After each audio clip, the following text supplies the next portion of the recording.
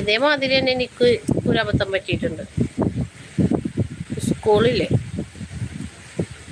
Thrissur bus സ്റ്റാൻഡിൽ ഞാൻ എൻ്റെ വീട്ടിലേക്ക് പോകാൻ നിൽക്കുന്ന സമയത്ത് എൻ്റെ മോളും ഉണ്ട്. അപ്പം എനിക്ക് ഈ പിള്ളേർ സെറ്റുകളൊക്കെ കാശില്ല എന്ന് പറയുമ്പോൾ എനിക്ക് ഭയങ്കര വിഷമം.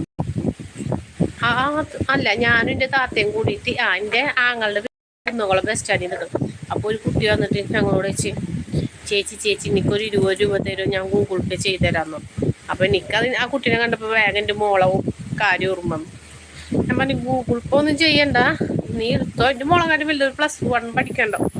അപ്പോൾ ഞാൻ പറഞ്ഞു ഗൂഗിൾ പേ ഒന്നും ചെയ്യണ്ട, ഇത് 50 തൊട്ടുണ്ടായിരുന്നു, നീ ഇത് വെച്ചോ, എൻ്റെ പ്രായമുള്ള മക്കൾ ഞങ്ങൾക്ക് ഉള്ളതാണ് എന്നിട്ട് അതല്ല വിറ്റ് കുന്നംകുളത്ത് തൃശ്ശൂർ ബസ് സ്റ്റാൻഡിൽ ഇതേപോലെ എനിക്ക് ഇങ്ങനത്തെ അനുഭവങ്ങളുണ്ട്. കുന്നംകുളത്ത് ബസ് സ്റ്റാൻഡിൽ ഇതേമാതിരി, കുന്നംകുളത്തല്ല തൃശ്ശൂർ ബസ് സ്റ്റാൻഡിൽ ഞാനും എൻ്റെ മോളും എൻ്റെ വീട്ടിൽ പോകാൻ വേണ്ടി നിൽക്കണം.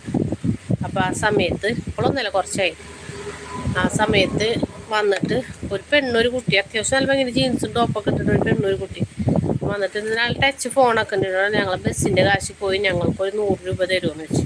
അപ്പോൾ ഇന്ത്യയിൽ വേറെ ഇല്ലോ 200 രൂപ ഇന്ത്യയിൽ ഉണ്ടായിരുന്നു. ആ 200 രൂപ എന്നാൽ പോകുമ്പോൾ ചോദിക്കേണ്ട മക്കളെ നിങ്ങൾ ചേച്ചിയുടെ ഗൂഗിൾ പേ നമ്പർ ഉണ്ടോ എന്ന് തരും, മൊബൈലൊക്കെ ഉണ്ട്. അവരാ 200 രൂപ പോയി. അപ്പം എൻ്റെ കൂടെ ഉണ്ടായിരുന്നിട്ടെ ഇവിടെ ബസ്സിനുള്ള എനിക്ക് തോന്നുന്നു വടക്കാഞ്ചേരിക്കുള്ളവരുണ്ടായിരുന്നു ചേച്ചിന്. ആ ചേച്ചിനോട് പറഞ്ഞു ഇത്രയും അവർ 100 രൂപ അല്ലേ, അപ്പം ചേച്ചിൻ്റെ വേറെ ഉണ്ടായിരുന്നില്ല, 200 നോട്ട് തന്നെ ഉണ്ടായിരുന്നു. ആ ചേച്ചി ഇത്രയും അറ്റിങ്ങൾ ഇങ്ങനെ നമ്മളിങ്ങനെ ഒരു മനസ്സാക്ഷി കാട്ടിക്കുമ്പോൾ അറ്റിങ്ങൾ ചോദിക്കണം നിങ്ങൾ ഗൂഗിൾ